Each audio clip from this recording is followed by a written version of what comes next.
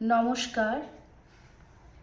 আমরা আজ অনেকটা সাহস সঞ্চয় করে দুজনে ঠিক করেছি একটা কবিতা একদম নিজেদের মতো করে বলার চেষ্টা করব। কবিতার নাম মেঘবালিকার জন্য রূপকথা। লিখেছেন জয় গোস্বামী। কবি জয় গোস্বামী। আমি যখন ছোট ছিলাম খেলতে যেতাম মেঘের দোল। একদিন এক মেঘবালিকা প্রশ্ন করলো কৌতূহলে, এই ছেলেটা নাম কি হতো? আমি বললাম ভূসমন্ত। মেঘবালিকা রেগে গেল, মিথ্যা কথা, নাম কি এমন হয় কখনো?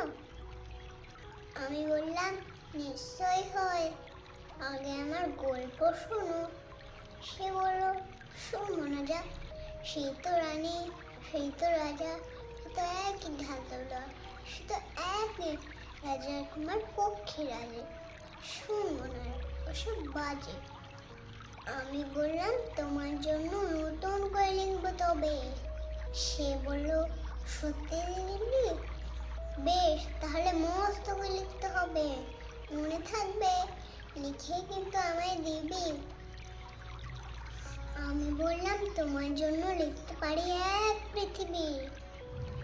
লিখতে লিখতে লেখা যখন সবে মাত্র লজ্জার পাতা, হঠাৎ তখন ভূত চাপলো আমার মাথায়। খুঁজতে খুঁজতে চলে এলাম ছোটবেলার মেঘের মাঠে। গিয়ে দেখি চেনা মতো একটি অনেক এতর লাটে। একজনকে মনে হলো ওরই মধ্যে অন্যরকম। এগিয়ে গিয়ে বলি তাকে, তুমি কি সেই মেঘবালিকা? তুমি কি সেই?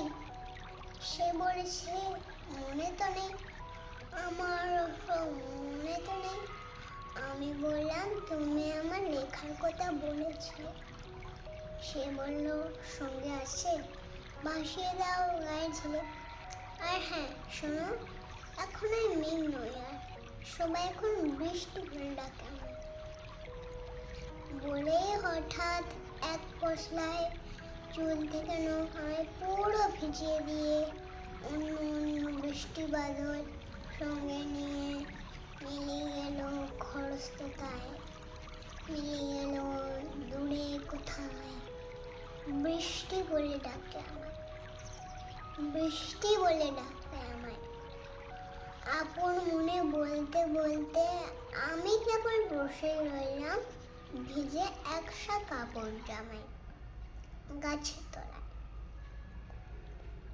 বৃষ্টি নাকি মেঘের জন্য? এমন সময় অন্য একটি বৃষ্টি আমায় চিনতে পেরে বলল, তাতে মন খারাপের কি হয়েছে? যাও, ফিরে যাও, লেখো আবার।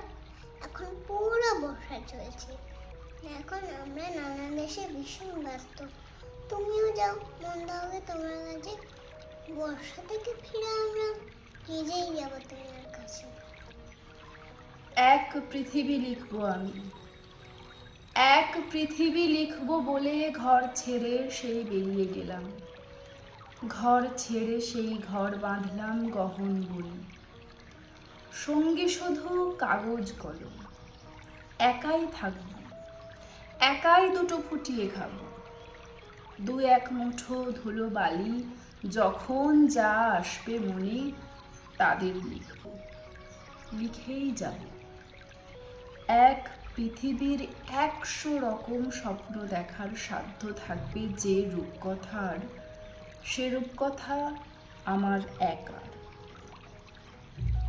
ঘাড় গুঁজে দিন লিখতে লিখতে, ঘাড় গুঁজে রাত লিখতে লিখতে, মুছেছে দিন, মুছেছে রাত। যখন আমার লেখবার হাত অসাড় হলো, মনে পড়ল সাল কি তারিখ, বছর কি মাস, সেসব হিসেব আর রাখিনি।